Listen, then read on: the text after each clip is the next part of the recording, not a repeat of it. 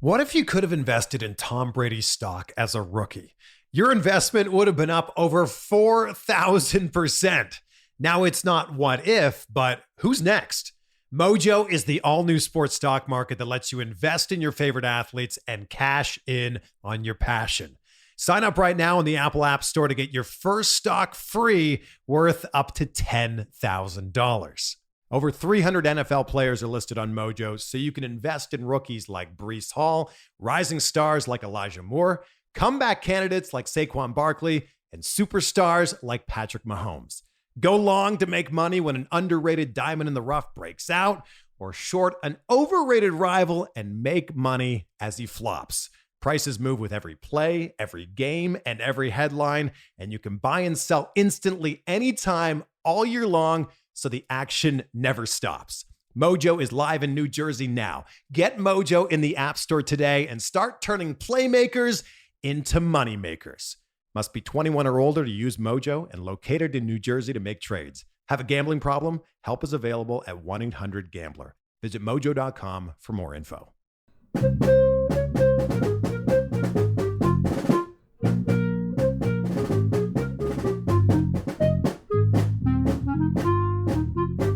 Hey everyone, welcome to The Final Four is Not on the Schedule. I'm your host Eric, alongside with expert analyst Rod. Thanks for joining us on the best MSU basketball podcast featuring in-depth recruiting, game matchup, and post-game analysis. We dive deep to give you the best tools to enjoy the Spartans and impress your friends and family. Hey everybody, it's Eric alongside Rod, and we're going to continue our series in the Big Ten previews. And today we're going to talk about number 7, Iowa. Iowa finished the season last year 26-10 overall, 12-8 in the Big Ten. They finished winning the Big Ten tournament, which I attended, and lost in the first round of the NCAA tournament to Richmond, which seems to be a very Iowa thing to do sometimes, it feels like. KenPom, they were ranked number 13, number 4 in offense, number 80 in defense. They're great in limiting turnovers, number 3, right behind Wisconsin, number 2. They were 45th in three-point shooting and 69th in twos, 51st in offensive rebound percentage, and 71st in free throw percentage. And that's where the story gets a little bit worse when we start during the defense. Not a very good defensive rebounding team. They were number 258 against the threes and 180 against twos. Didn't foul a whole lot, but it was, in many ways, it was kind of an Iowa team we've gotten used to seeing, except they were surprisingly good last year after the departures of Luka Garza and Joe Weiskamp. Didn't really expect much, and little did we know they had Keegan Murray in the wings waiting to take over as a National Player of the Year candidate. Yeah, it was. Look, I'm not the biggest believer in Fran McCaffrey, but I'll say this for him. One is that last season truly was a year to be proud of, because I think pretty much everybody had Iowa sliding way back, and the fact is they didn't. When you look at the record, you look at the statistical profile of the team, this was pretty close to the year prior, which had a lot more hype around it, much more in the way of expectations. So hats off to him in that regard. The other thing is Iowa's now had 4 straight years with at least 20 wins in the regular season. Now, that's not the measuring stick that it used to be. In fact, if somebody is citing 20 wins as being significant for much of anything in terms of, whether a team is tournament worthy, et cetera, you can dismiss them out of hand, because it really doesn't matter the way it used to. But that said, it does tell you something about a general level of competency. And he has gotten that program to that point where I think you now have to take them seriously pretty much every year as at least having a pretty good shot at being an NCAA tournament team, which means, generally speaking, finishing in the upper half of the Big Ten. Now that you might say, well, that's not saying a whole hell of a lot, but that's from the perspective of a Michigan State fan. From the perspective of an Iowa fan, right, where they'd really spent 20 years in the desert between like the end of Dr. Tom Davis's competency, because his last few years there were not great, and Fran essentially getting his program firmly on track, which happened about, I guess, 4 years ago, there was a lot of bad basketball. There were some occasional individual seasons here and there, which were okay, but the Steve Alford era was a ton of hype and very, very little in the way of delivery on that promise. The Todd Licklider period was horrendous, which I'll admit surprised me because I thought he had a way of playing that might work there. It just didn't.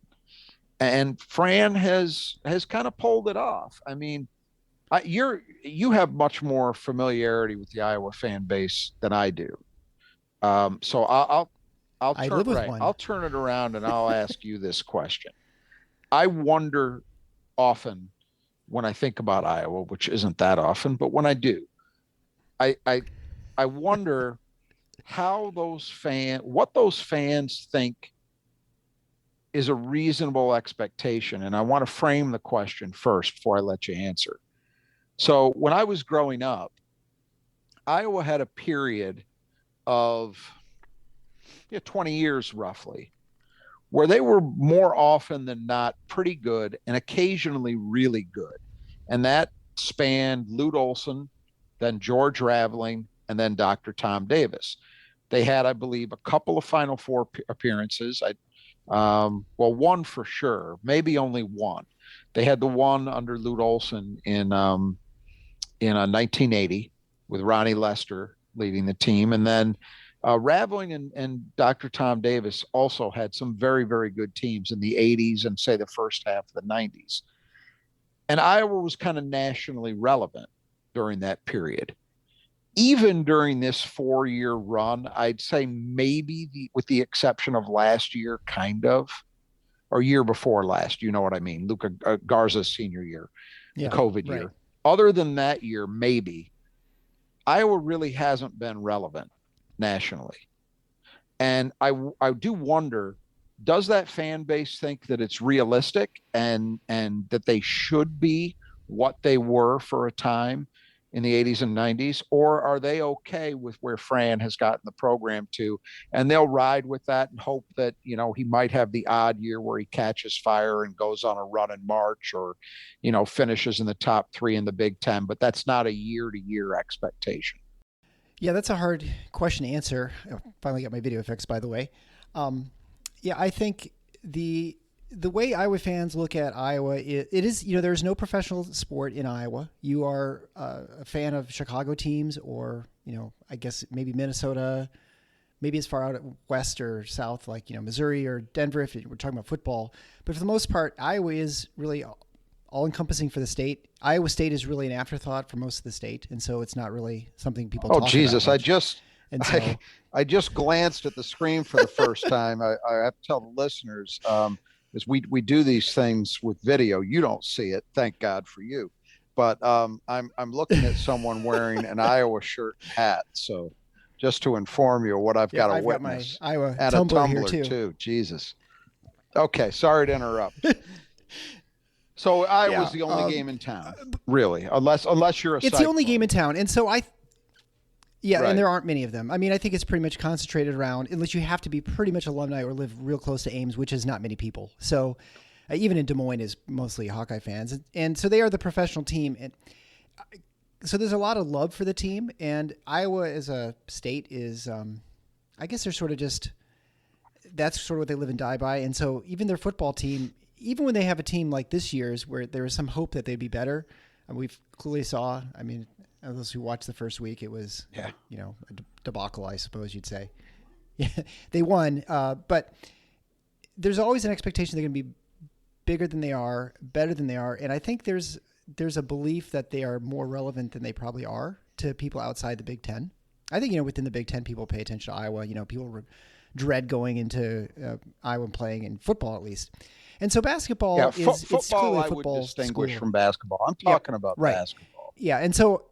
Yeah, absolutely. And so for basketball, I think you just have to be competent and decent. And so the occasional runs are all people are looking for.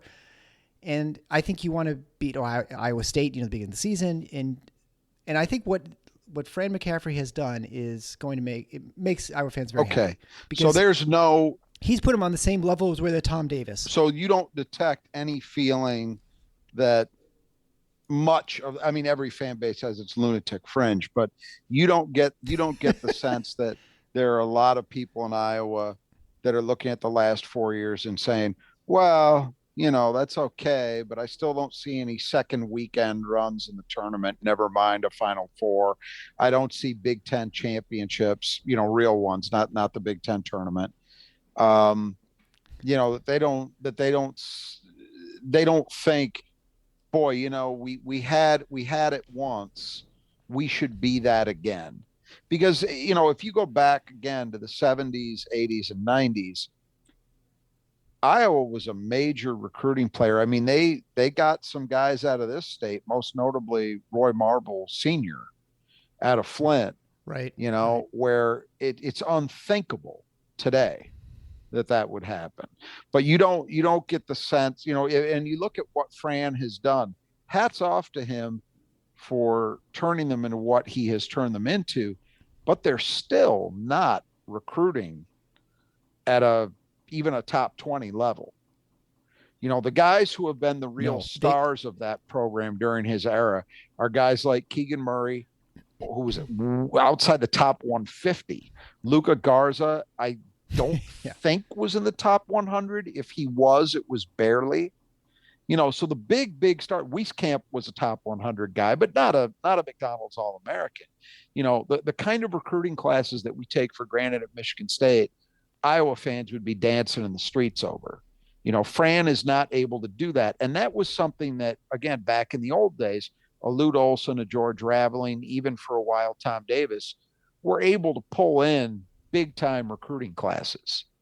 You don't see any sense. If that's the case, if you're right, that there's no sense that they feel like they should aspire to more, hats off to them, because then I think they'd be a very realistic fan base.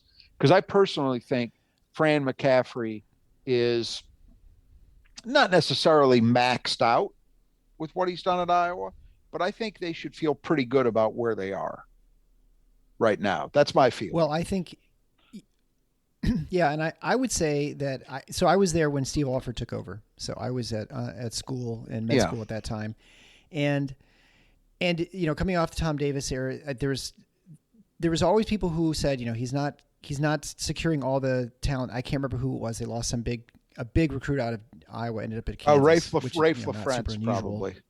LaFrentz, right? Yeah, and Nick Collison too. They were playing. They lost two of them, Rafe LaFrentz and then Nick Collison. Collison's probably the guy you're talking about in that period because he came later. Yeah, and so there was always this concern with Kirk Heinrich too. Recruits.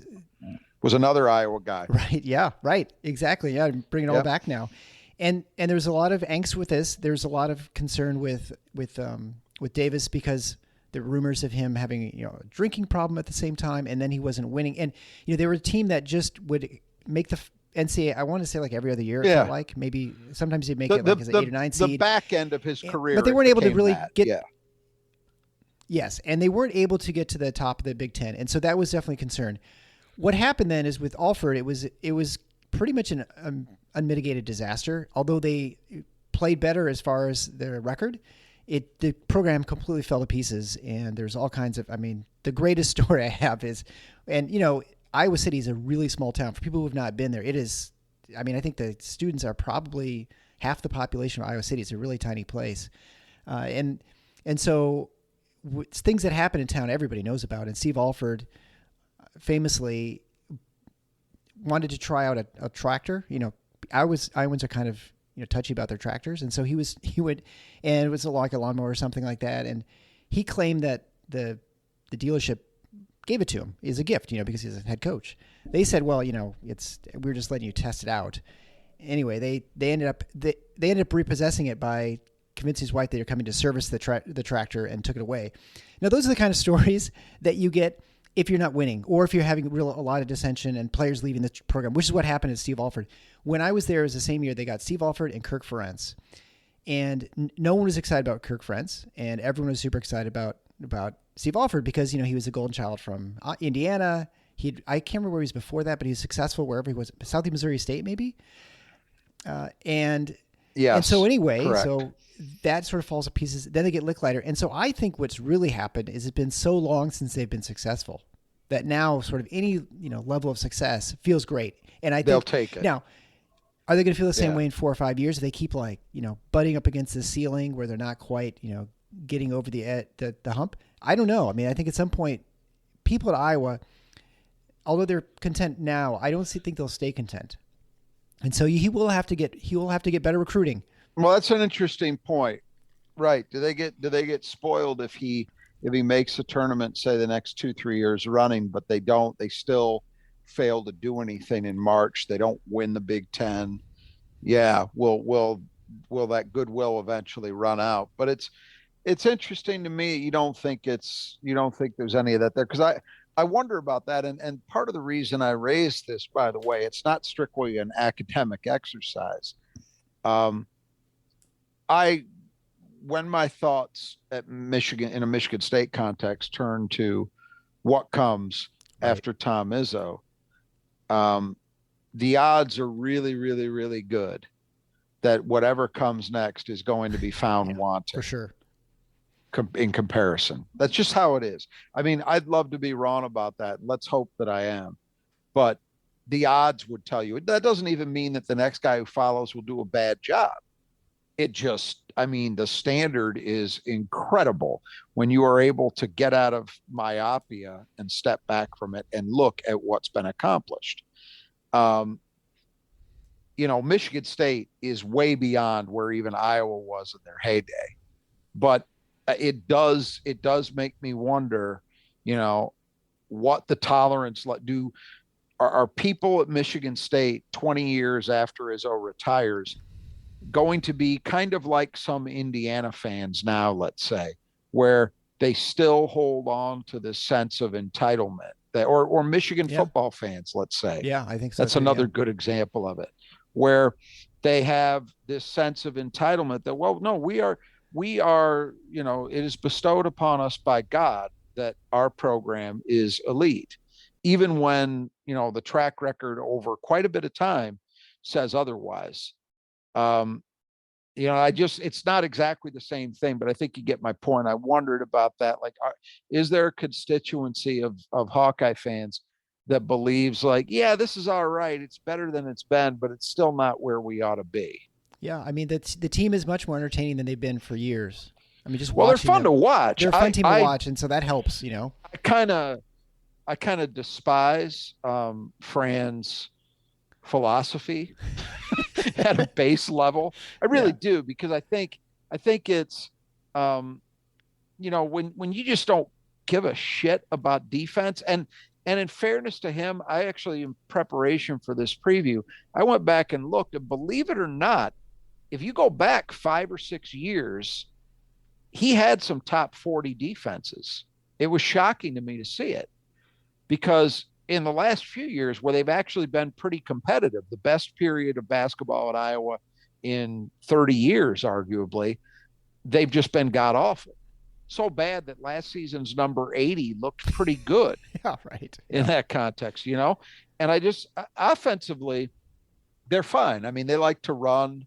They're very efficient. They're very exciting brand of basketball to watch, but I just find it hard to see a program. I felt the same way about John Beilein's Michigan until the tail end of his run. Same exact thing. It's like, if you don't even pretend to give half of a shit about the defensive end, I really can only respect what you do so much, because I think that's almost a guaranteed losing hand when it really matters. When you get to March, if you can't guard anybody, somebody's going to get you early. Almost guaranteed.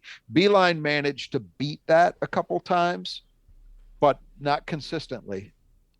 Right. It's really hard to do. And I just feel like if and maybe that's something, I don't know that we'll ever see it, but it has occurred to me, boy, if Fran took a page out of Beilein's book and just came to grips with the fact that either he doesn't understand defense, or he doesn't care enough about it, he doesn't know how to teach it, whatever it is, and he hired an assistant who had some chops and made, like, Michigan had two straight guys.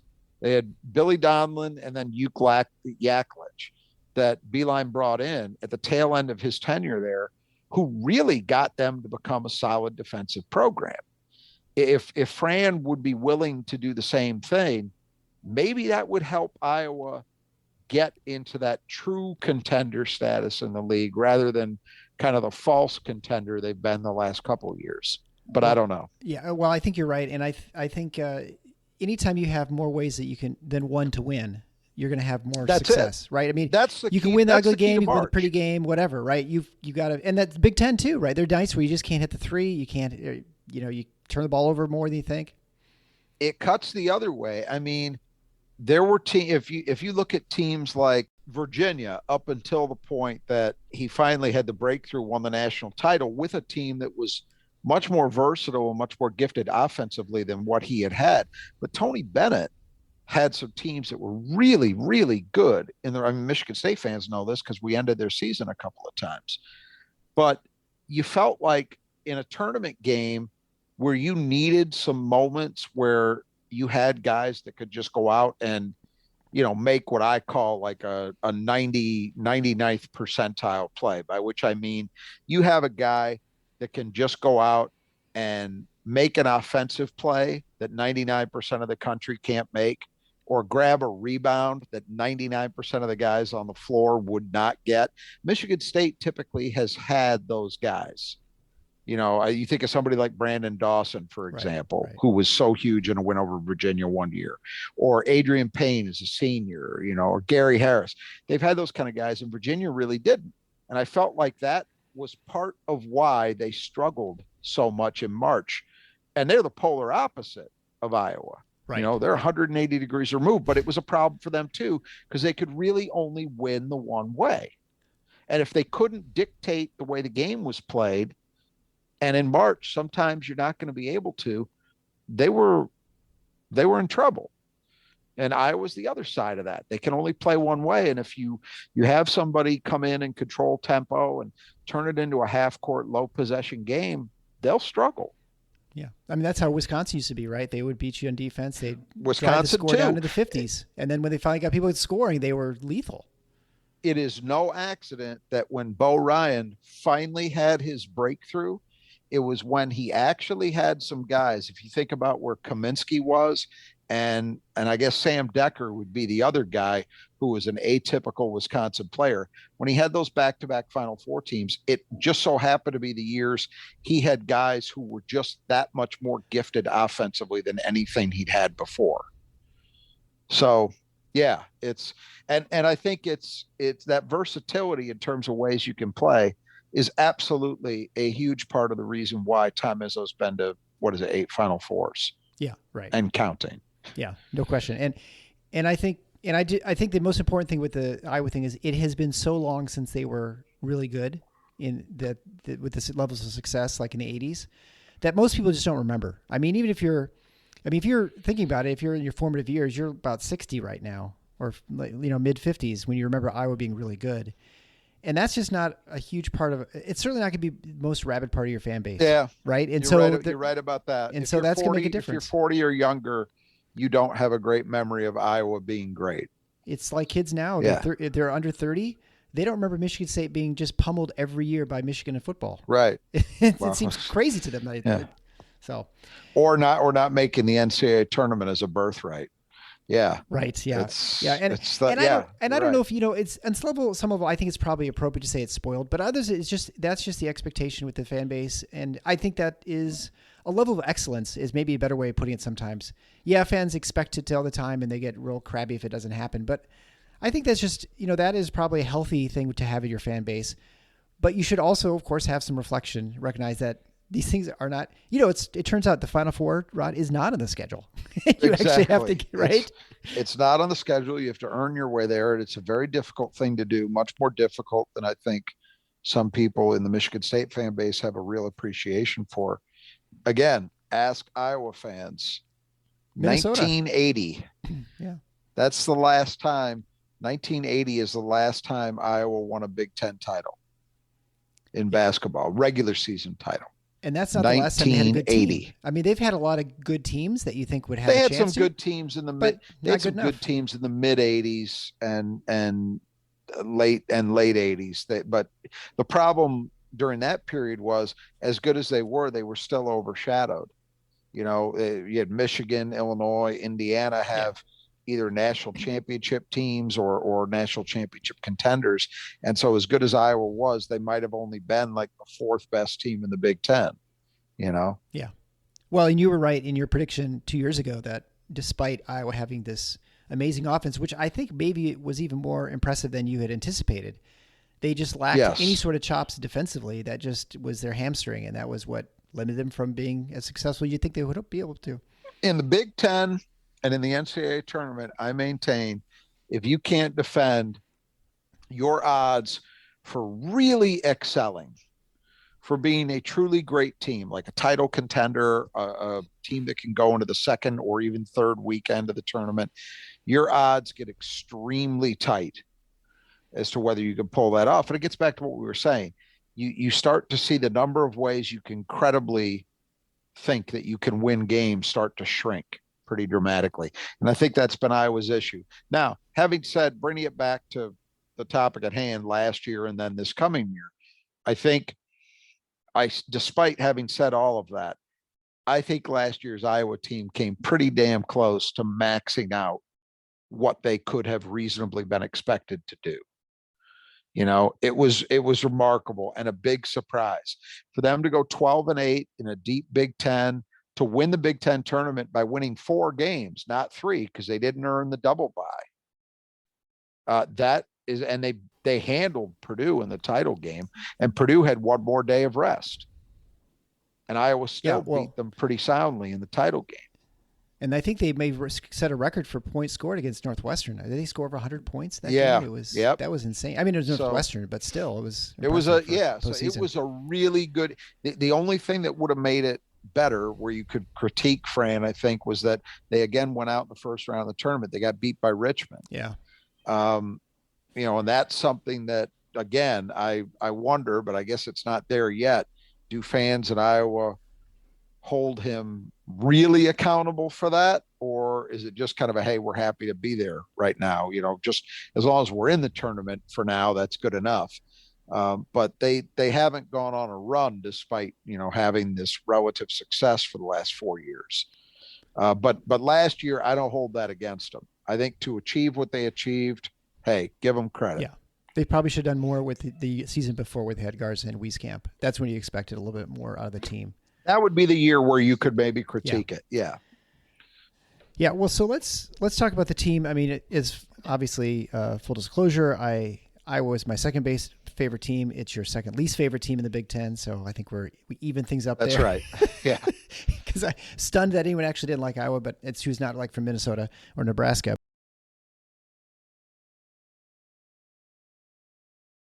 It's very idiosyncratic reasons. I don't know if I've ever told the story here, but when I was 14, and people who grew up in the Lansing area probably would be familiar with this. Sometimes your high school's athletic boosters get the opportunity to go raise money for your athletic department by having kids go sell concessions in Spartan Stadium. And so my high school did that. My freshman year, I got roped into doing it. It was a cold, kind of miserable, treacherous day. And I was selling Cokes, walking the aisles, and I was in the Iowa section, and I was at a row, and somebody about halfway down the row bought one. And so I was doing what you're supposed to do, which is you hand it to the first person on the row and they pass it down and the money comes back to you. Well, I had this Iowa fan refuse to do anything. He refused to help. Meanwhile, I'm carrying a tray full of, like, I don't know what it was, 20 Cokes, weighs a lot, right? And it's cold and the wind's whipping, and this jack with, you know, common courtesy. So from that moment forward, I decided that was the biggest collection of dips on the planet. And I have to say, I've been fortunate enough to travel this country far and wide. And Iowa is right there with Nebraska for dullest state in the union from where I sit. Drive when you have to drive across it, just like Nebraska, it is endless horizon all day. There's nothing to see. I've been in, Iowa City, Des Moines. I've been in these places. Snoozeville. I mean, they call Indianapolis Nap Town.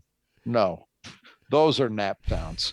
So all of that. And I recognize that it's idiosyncratic, and there probably are more people that think, oh, they're really nice fans when they come to town. Was not my experience.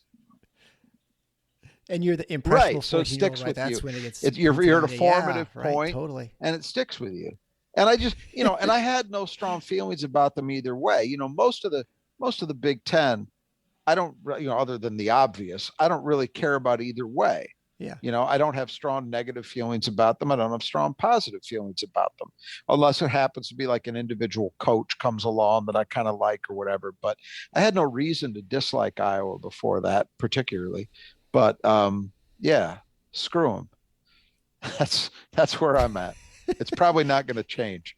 Well, and I married an Iowan, and I, of course, have spent 8 years there at medical school and residency training, and so I got to love the state, and I got to know the idiosyncrasies of Iowa as well, and all the good things and the bad things about it.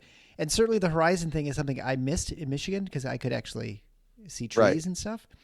And my wife, when we go back for a number of years after we moved to Michigan here, she'd start crying as soon as we crossed the Mississippi because she could, see a long ways in the distance in the cornfield. Like, it's whatever we grow up next. I guess. Well, let's talk about the team. And obviously, and the other thing, of course, is that I watched every Iowa game last year. So I'm very aware of Iowa. Actually, my dad's an alma mater is Drake, which is a university in Des Moines, in the Missouri Valley. And they've actually been pretty successful the last couple of years. So I've watched a number of Drake basketball games as well, in addition to, of course, every Spartan game.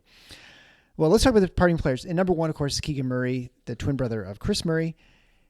He looked very good. He kind of worked his way into the lineup. I don't think he was ever a starter the season before, but he definitely looked really good. And he would bring some defensive, I guess, prowess to the team when they last year where they didn't have much, or I should say the year before. And of course, he had I don't know what he got drafted as top 10, but he was obviously the main scorer. He scored 23.5 points a game. He had 8.7 rebounds a game. He had a ton of double-doubles in the season. He shot 55, 40, and 75. And so he's number 4 from going to Sacramento. I mean, he's obviously a gigantic departure for the team, and he was a huge bright spot for last season. You didn't see that coming. I mean, it was pretty obvious. Not that much. It's pretty obvious that he was going to be a main cog and perhaps the main cog. When he came in, both he and his brother were outside the top 150. And believe it or not, there were actually claims of nepotism from some quarters of the Iowa fan base in taking these two. Their father, of course, is Keegan Murray, was a great Iowa player in the 90s. Kenyon Murray. I'm sorry. Yeah. Right. Keegan's who we're talking about. Mm-hmm. Kenyon Murray, who was a 6'5" wing, smaller than his sons. A great player, not only in Iowa history, but in the state of Michigan history. He was Mr. Basketball in the state of Michigan out of Battle Creek Central. And Iowa, that's why I said there was once upon a time, Iowa was able to actually get kids out of the state of Michigan. Kenyon Murray being one of them. So there was a suggestion in the fan base that, they took these two, not just one kid, but 2 scholarship spots to these guys who, weren't ranked.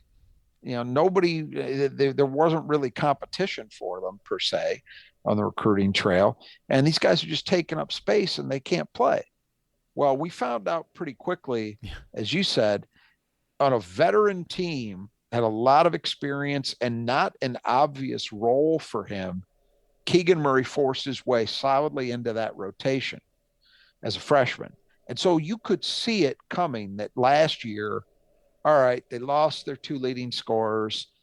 Somebody's got to step up. He's obviously going to be a starter and probably showed enough to suggest that he'll be their leading scorer, among their leading rebounders. But those things weren't surprising.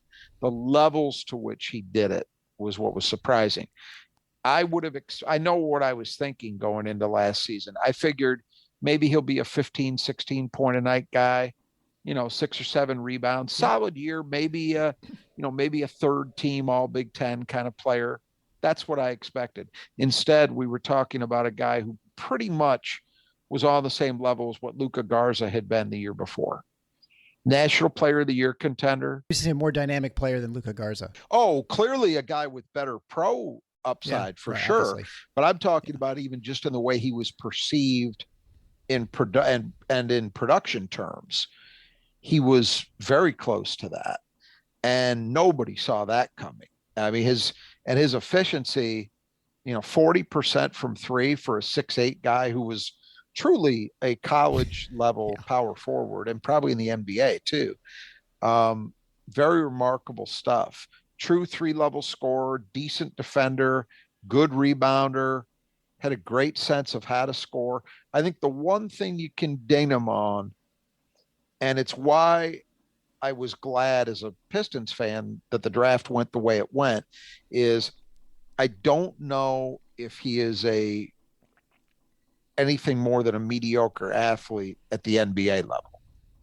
We'll find out. He had a very good summer for Sacramento. So his summer league performance was apparently very good. I didn't see any of it, but reading the reports, they were very happy. Personally, Detroit drafted 5th, Sacramento drafted 4th. I wanted Jaden Ivey from Purdue, and that's who the Pistons got. And they only got him because Sacramento just decided they wanted Keegan Murray a little more and took him. And I was happy with that. Some of that also has to do with the way the Pistons roster is set. I think they needed a guy like Ivey more. But regardless, I think there's a chance both franchises are pretty happy with the guys they got. And to get pick number 4 as a sophomore, pretty impressive. And nobody would have seen that coming either at this time last year. No way. Yeah.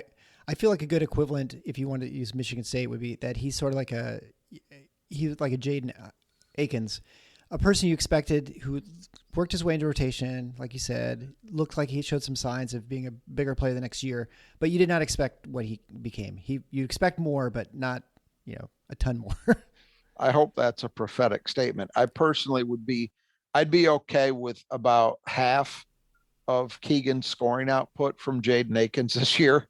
I could live with that, like 12 points a night. That would be fine. If it gets anywhere close to 20, I might be doing cartwheels. But yeah, I get your meaning. Yeah, and then of course you're talking about his departure. It was kind of like Michigan State has had some guys like him before. Draymond Green and Xavier Tillman are the 2 best examples where they were freshmen on very good, very experienced, very deep teams who at the start of the year you looked at and thought, well, maybe they redshirt. If they don't redshirt, they're probably not going to play much. And by February, they were both firmly in the rotation. They had just forced their way into a spot where it didn't appear there was one.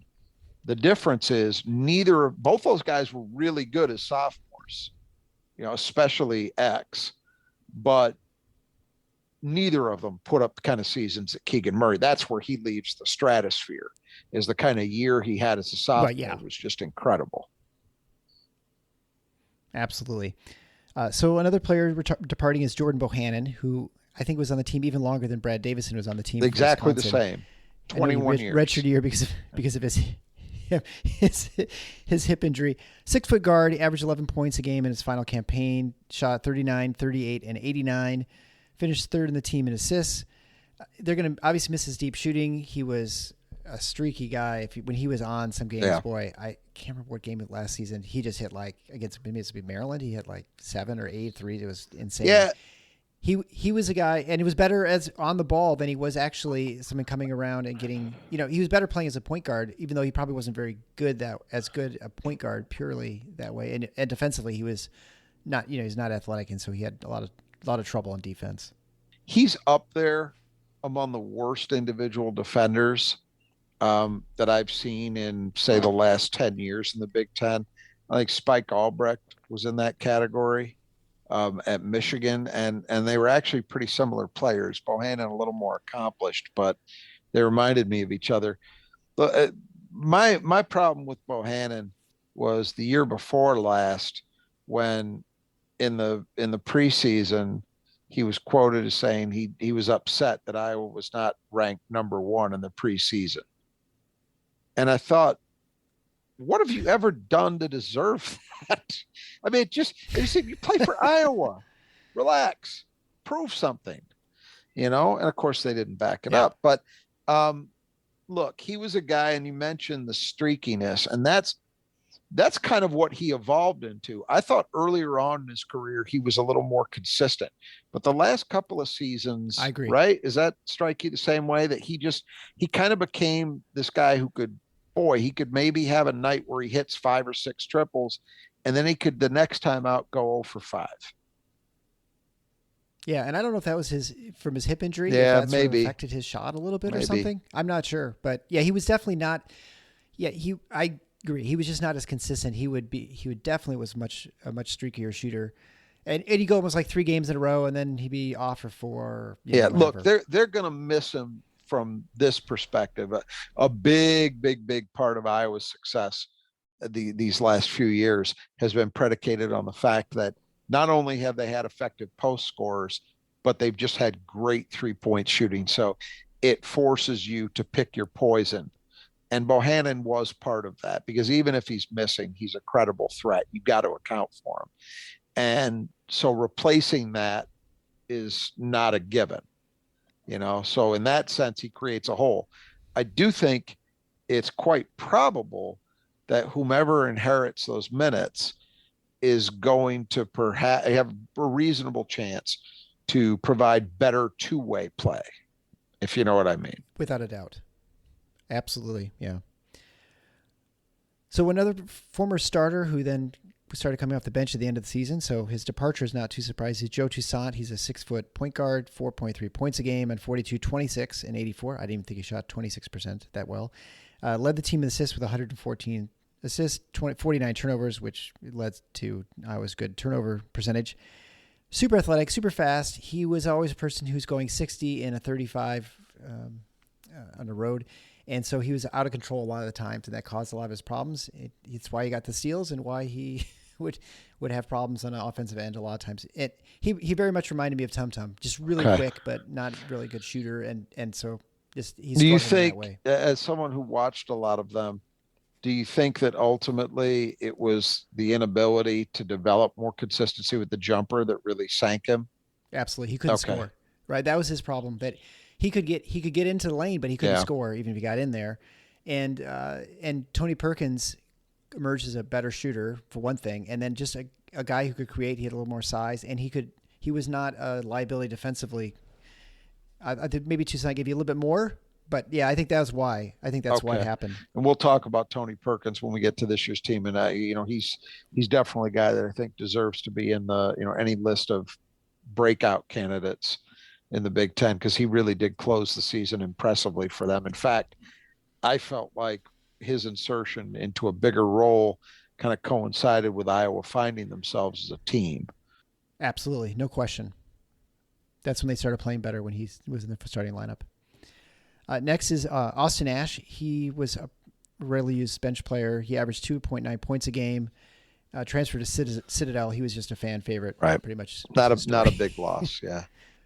Returning players, Patrick McCaffrey, 6'9", redshirt junior. He's the one who had cancer they talk about every single time you watch a game. He was able to stay healthy this season and played most of the season. He averaged 10.5 points a game, 3.6 rebounds a game, shot 42, 33, and 71. Had a better than 2-to-1 assist to turnover ratio. And he was always a guy who never seemed super athletic, but he would find either right angles or he just kind of looked awkward, but he was always able to score. And and I guess you have to say that it was great for him seeing him just able to play, right? After so many health problems, most notably cancer, but not just cancer. For him to overcome that and be able to get out there and have a really good season. And frankly, I think show the potential to maybe do even more. I think the big key for him is, can he raise that deep shooting up another level? because Iowa probably needs him to be a little bit better. I think they're going to look to him to take more shots this year. You don't lose guys like Keegan Murray and even Bohannon and not feel the need to find some scoring. Now, other guys are going to, the next guy we'll talk about in particular probably is going to take a lot of that burden, but probably not all of it. So they need McCaffrey to be better. But I think we started to see last season the kind of player he can be, a guy who could do a lot of different things, kind of the way his older brother does, but he's bigger and I think just more talented. He has much more offensive potential than Connor ever possessed. Yeah, no question. He's a better scorer than Connor. So let's talk about Kris Murray, because that's the other half of the Murray twins. He was the one who was totally the afterthought. And that if there's anyone that the Iowa fan base was upset with them taking, it was him. Like, why is this guy even on the team? He go out there and look lost his freshman year. And there's, a mountain of difference between Keegan and Kris Murray freshman year. Last season it changed a little bit. He's 6'8", 225. He's averaged 9.7 points a game, 4.3 rebounds a game as a reserve, playing only 17 minutes. He shot 48, 39, and 65, and that was a big noticeable change from his freshman year where maybe it's just more confidence that he could shoot. And so the question, of course, with Kris is, can he be a Keegan light? I mean, is it possible that he's going to be more than what he was? I tend to think, since he had a number of bursts in various games, that he was more, that he can do it, but probably not anywhere near the level that Keegan was at from a consistent level. But I guess time will tell. If the expectation is, well, can he be what Keegan was as a sophomore? That's a really, really high bar. So I would bet the under on that from a production standpoint. However, can Kris Murray be a really good player? Can he even be a guy who could be a draft pick after next season? I think the answer is yes to both of those. He was in the NBA draft this year. He ended up pulling out, probably for good reason, but I don't think that closes the door on him as an NBA prospect. I think NBA teams probably need to see a year where he's the main guy and is just asked to do a little bit more. There was a game where his brother was out and he dropped 29 against Indiana. So he's had already in his career, even as a reserve, he's had individual moments where he took over. And I happened to see that game, and he pretty much looked and played exactly the way Keegan does or did. So again, I think you look at the numbers, they're pretty solid. He should be a 3-level scoring threat. So good 3-point shooter, has a mid-range game, and he's got enough size and sense around the rim that he'll be able to do some damage in the paint as well. They need him to elevate his play substantially. I mean, again, I don't think setting the bar at 23 plus a night is fair, but could he be a 16, 17 point a night guy and lead the team in rebounding? Yeah, I don't find that far-fetched at all. Yeah, I think he's going to be the same shooter he was. And the one thing that he really lacked that Keegan was the ability to sort of force buckets in the paint. He really struggled inside of 6 to 10 feet to really get separation to get a shot up. So that's where he sort of is lacking for what Keegan could do. So that's where he needs to see that kind of development. You're right about that. That was something that Keegan had a real knack for, is creating points for his team out of seemingly not much, being able to use his body to create enough space to score in traffic. So maybe that ends up being a separator. But, I look at him athletically, I look at his size. There's not a lot of difference. No. Well, yeah, they're twins. They definitely I think, look like it, yeah. So I think that I think there's a chance that we'll see development in that area, but that's a good point as something that he lacked last season that his brother had. And I certainly think in Fran's system, you probably have a better chance of developing those and highlighting it more than you can in maybe other systems. Right. So let's talk about Tony Perkins. We briefly touched on him. He's a 6'4" junior guard. He averaged 7.4 points a game on 45, 32, and 80 shooting. He started the second half of the season, and I agree with you that when he started over Joe Toussaint, that's when Iowa's season took a turn for much better, because they were they were languishing for quite a while, and it didn't look like they were going to even have a Right. 500 record. And then he came in, and the just team started clicking better. And he was a guy who played a little bit the year before, and none at all really as a freshman for obvious reasons because of that team. And he never looked like there was much there, but definitely early in the season he looked like he was better offensively. And aside from his shooting, the outside shooting is about the only thing that you'd say it's his problem right now that he needs to fix. Yeah, I mentioned, Fran still hasn't really had a big breakthrough in terms of landing elite level recruits. Tony Perkins is a kid out of Indiana. Neither of the Big Ten in-state schools offered, to my knowledge. He was well outside the top 100. When they got him, I remember thinking, boy, this is kind of a reach, if you think you're going to be able to sustain your program with guys like this. But yeah, halfway through last season, it's like the light switch just came on for him. He seems to be a true combo guard. I don't think that they're not going to have him be the primary point, but the kid averaged like 4 assists a game over his last 11 games. So he's clearly capable of making plays for others. In my observation, he seemed to be at his best kind of in transition, kind of playing downhill, maybe like a bargain basement Jaden Ivey. In that, he's not that level of player, but he's got some good athleticism. He's got some good size and can be pretty effective when the game gets a little loose, as Iowa games tend to, because they want to run and can make things happen that way. I think, as you noted, the next level for him is probably set at, can he shoot the ball better from range? If he could move up to even a mid to high 30s guy from 3, well, then you're really talking about something. As a guy who's very tough to cover. But yeah, he seems a lock. I think these first 3 guys we've talked about are Iowa's big 3 for this season. They're the 3 guys that I think you'd feel the most confidence in terms of being players that could step up to a new level this season and be focal points as opposed to support guys. Right. And let's talk about the support guys. Philippe Rabacha, he's a 6'9" transfer. I think he came from North Dakota. He was the one who came in to replace Garza. Played all the games. He was a starter, obviously. Averaged 5.8 points a game, 5.6 rebounds per game, shot 53, 16, and 60. He was actually a very solid player. He kind of knew who he was. I don't expect him to progress a whole lot from what he was in the last year either. He's sort of, it just is what he is. And he's the main reason people were kind of down on Iowa from the year before, because it was a huge drop off from Garza. Not, of course, expecting that Keegan Murray would take such a big jump. Right. And I agree with you. I think he's a solid guy at that position. As long as you don't have unrealistic expectations. Unlike Garza, he's not a floor stretcher. So kind of what you see is what you get. He's going to get you, maybe a bucket or 2 around the rim in post-ups, maybe get you a garbage basket or an offensive rebound here or there. He'll at least provide some size defensively, and he'll grab some rebounds. That's kind of it. That he knows how to play, plays within himself, and occupies a position that they needed someone, and they still need someone. Because beyond him, it's a lot of younger / unproven guys.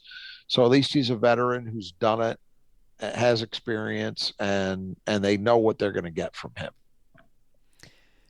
Next returning player was Aaron Eulis. He's a 6'3" junior point guard. He's the expected point guard starting for the season to replace Bohannon. He averaged 3.1 points a game in 13 minutes on 34, 33, and 79 shooting. Second in the team in assists with a better than 2.5 to 1 assist to turnover ratio. So I think, with my observation with Eulis is he really would at times struggle to know what to do. And so I wonder how he'll do playing more minutes. And he had times when he looked really good, and other times he just looked like he was lost. And I don't know, that'd be the question if I was a big Iowa fan. What is he going to be able to do next season? Because you could easily see him not progressing, and then you're going to be in trouble because, as you mentioned before, Perkins is not a guy who's going to be able to run a half-court offense. Yeah, and Eulis is in a competition with a freshman for that starting point guard spot. So it's not definitively his, but I think you'd probably call him the favorite because he's in year 3 in the program. Again, like with Perkins, the shooting numbers are okay, but they probably need to be elevated for Iowa to be Iowa. I mean, let's Yep. put it this way. I think it's tough for Fran to do his thing if both of his starting guards are like low 30s shooters. Those aren't Iowa type numbers, you know.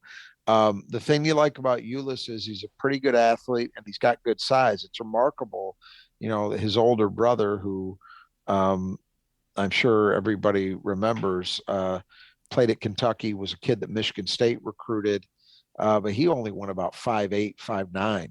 I mean, it's remarkable. There's that much of a size difference between the two of them. But I'll take your word for it in terms of the inconsistency. I thought, you know, his improvement wasn't quite as dramatic as Perkins, but I did think he showed more as last season went along. So it'll be interesting to me what he can sustain from that, and can he break through to another level as a potential starter. Next will be Peyton Sandfort. Excuse me. He's a 6'7" sophomore. He averaged 5 points a game on 42, 37, and 94 shooting as a freshman. And I feel like they have players like this all the time on Fran's team. A guy who comes out of Iowa and he can really shoot well from deep. And I would say he's a little bit more athletic than some of the guys they've had in the past out shooting the threes. But he's a player who worked his way into the rotation a little bit despite not scoring a ton. And he showed some ability, I think, defensively to do some things. I guess it'll just depend on how he progresses into his sophomore season. Yeah, I mean, look, the bottom line is he can shoot and he's got some size. And if you've got those two things, you're going to play for Fran. And this team, especially, where I really do think they need to find some shooting to be what Iowa has been. They need to find some shooting. And so an obvious place to look would be, well, expand Sandfort's minutes. I think he's going to play a lot off their bench. Given that, you know, whichever of Murray or McCaffrey is not the 4 will be the 3, and Perkins is the 2, it's hard to imagine him being a starter on this team, but it's pretty easy for me to see him as a 6th man and getting a lot of time, especially if some of these other guys don't take that next step up as deep shooters, because that's the one thing we know he can do. As to him maybe having some more elements than some other guys who have been in that role in the past for Iowa, that would be nice if he can make good on that.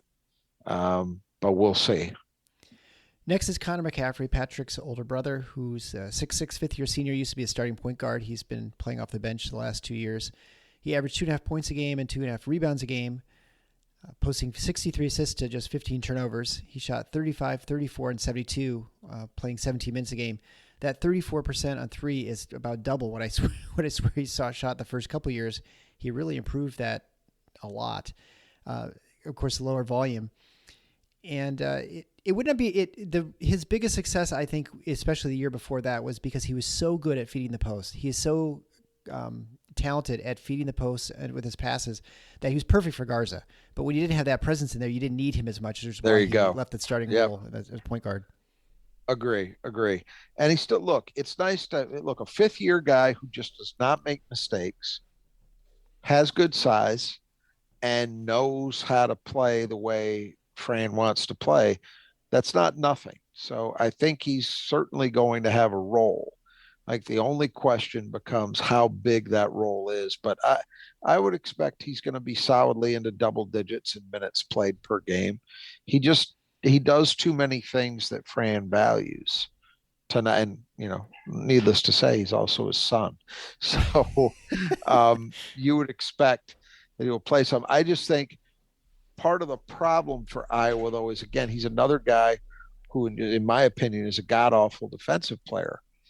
And it really creates problems when he has to match up with somebody who's dynamic on the offensive end. He just can't guard them very well. And so the more he has to play, I think the lower Iowa's ceiling is, because he's just not going to guard anybody. Where at least with guys like Perkins or maybe even Sandfort, you maybe have reason to hope that they can be better. Yeah. Well, and if he was shooting 40% from 3, it'd be a different story too, right? he'll see more minutes if he can shoot around 40. But Yeah, until then, if he partially solved the shooting issues himself and really busted out this year, yeah, you're right. That would justify a bigger role. next is Josh Agundale. He's a 6'11", 265 junior. Didn't play a whole lot. He hit the portal and then was convinced that Iowa City actually was a great city, and so he decided to stay. He's averaging 1.5 points a game and 1.3 rebounds a game in 5 minutes. Shot 54% from the floor, 30% from the line. And so he's the replacement, I guess you'd say, or the backup for Rebraca down low. Whether he stays that, I mean, at times he looked pretty good. Like he could get some stuff done. Yeah. But he just looked lost a lot of times too, especially in defense, which is saying something for Iowa. Yeah. Yeah, I think you're right about that. I mean, anytime you got a guy with that kind of size and he can move decently, which he looked to me to be able to do at times, you have the potential for a little bit of production, but yeah, just not able to get it done defensively. Obviously, they spent the time to talk him back into the fold, so they wanted him. And it's pretty clear why, because you do need a backup option, even if it's for limited minutes. You need that depth in this conference, right? If at all possible, you want to have guys who physically can hang and be a matchup card that you can play, even if it's just for 1 5-minute turn in a game. That could matter, So I get it from that perspective. He hasn't had that breakthrough yet to show that he deserves more minutes than he's got. Right. Next is Riley Mulvey, 6'11", 245-pound sophomore. He played in 17 games. I don't even remember this guy playing. And the expectation was, of course, he's going to take over for Gundele until he returned. And so he's probably third in the bench to get into that 5 spot. And I think that tells you the fact that Iowa put the effort into getting a Gundele to come back out of the portal tells you how they feel about Mulvey being ready to go. Right. Probably not.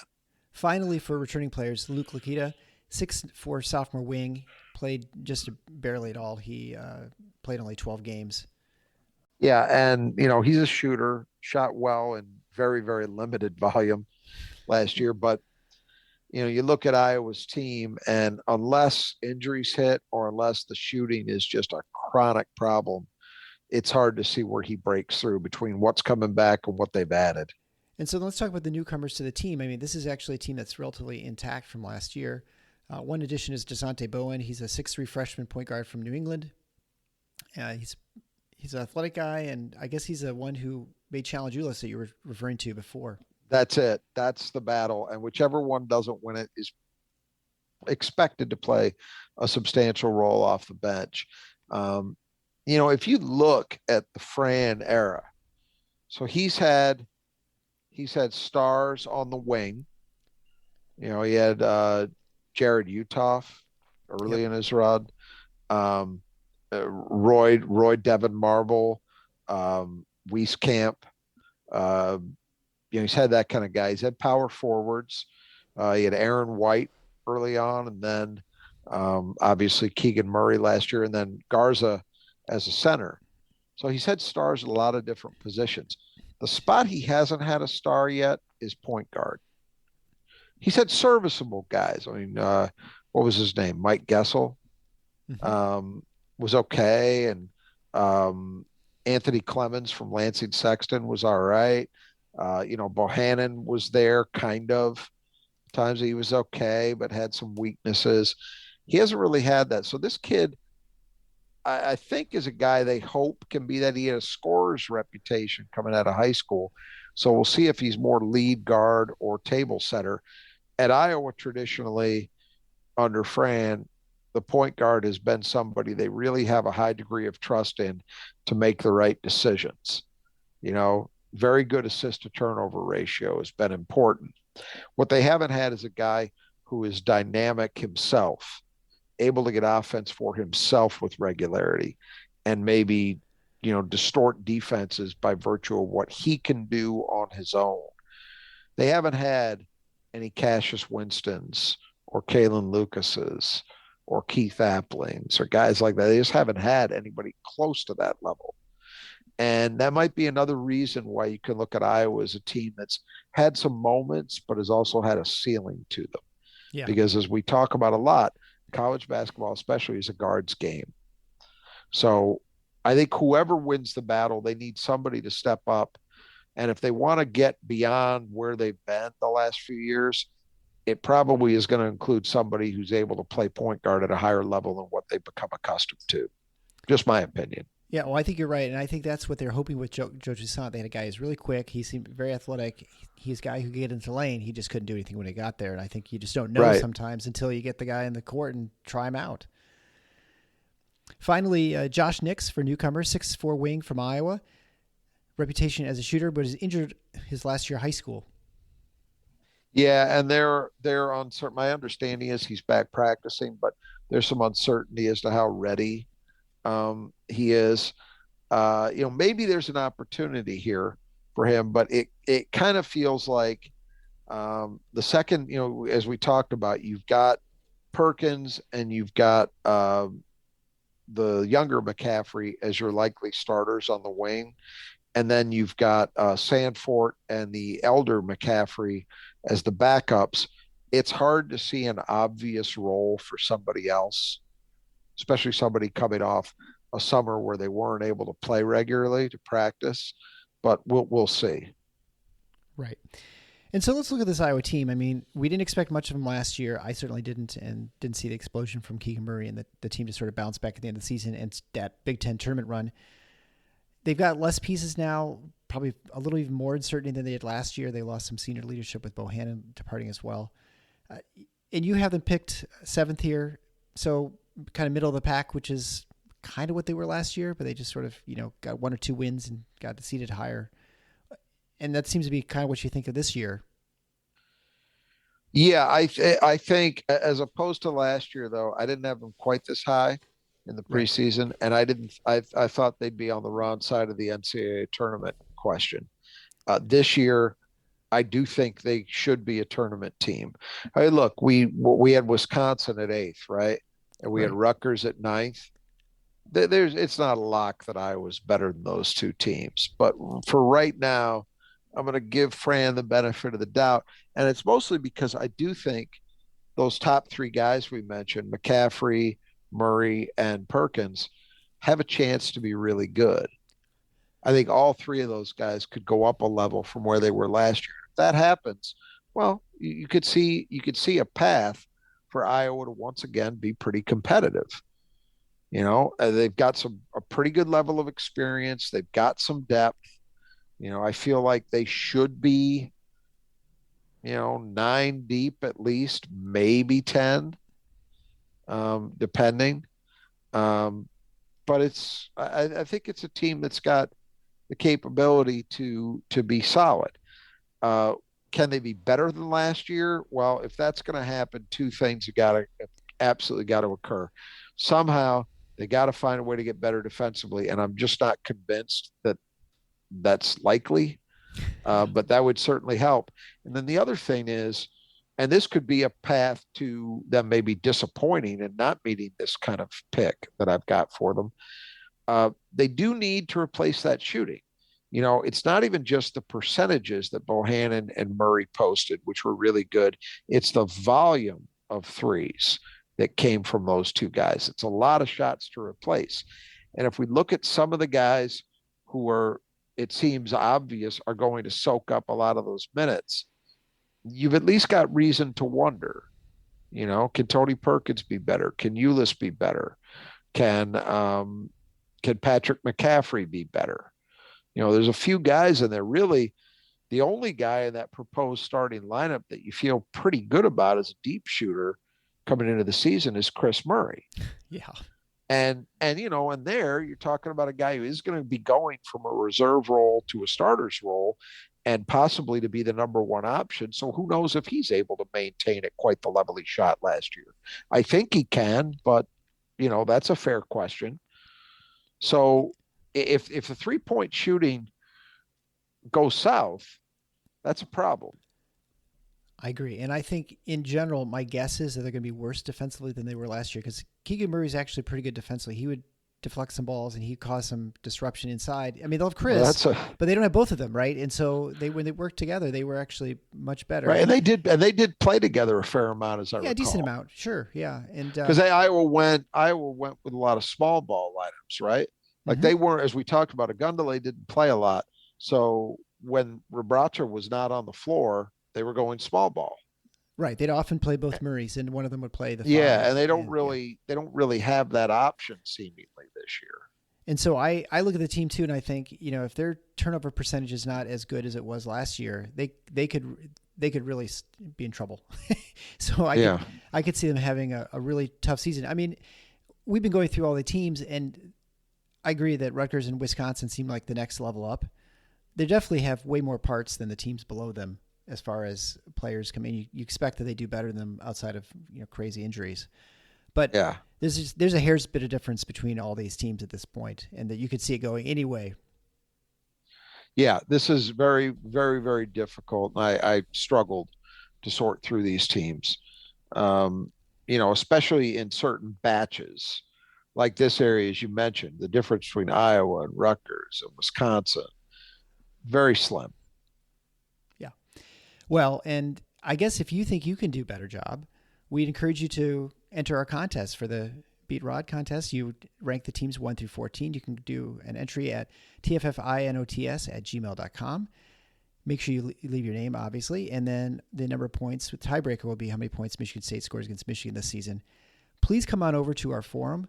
You can sign for free. You can participate with other Spartan fans and talking about MSU hoops and anything else that's going on in basketball.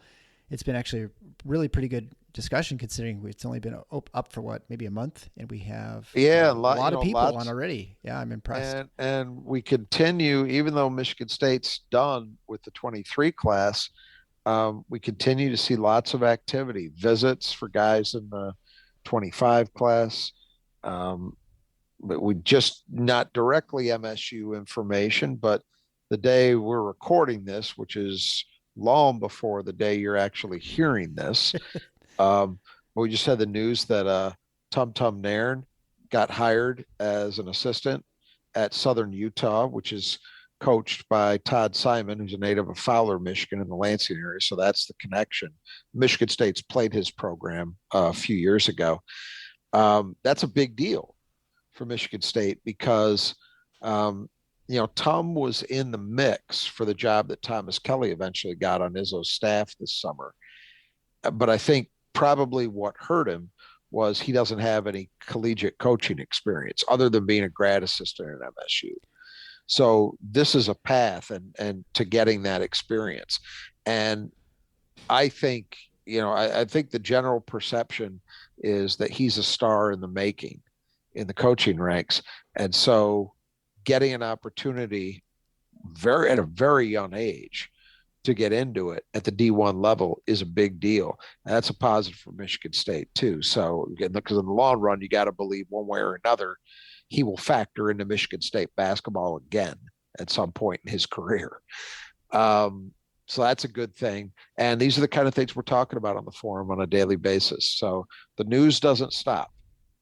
The news never stops. It's kept us busy this summer, which has been kind of nice. We've got a lot of stuff to talk about. Also, continue to subscribe to the show. Make sure you share with other Spartan friends so they can stay up to date on what's going on. And I think, enjoy the podcast as well. If you have any comments or questions, you're certainly welcome to reach out to us at tffinots@gmail.com. You can again find the website at tffinots.com or the Final Four is on the schedule.com if you're willing to type the whole thing out, or Michigan State Basketball Podcast. We're also there. But until next time we talk about Purdue, the Final Four is on the schedule. Go Green.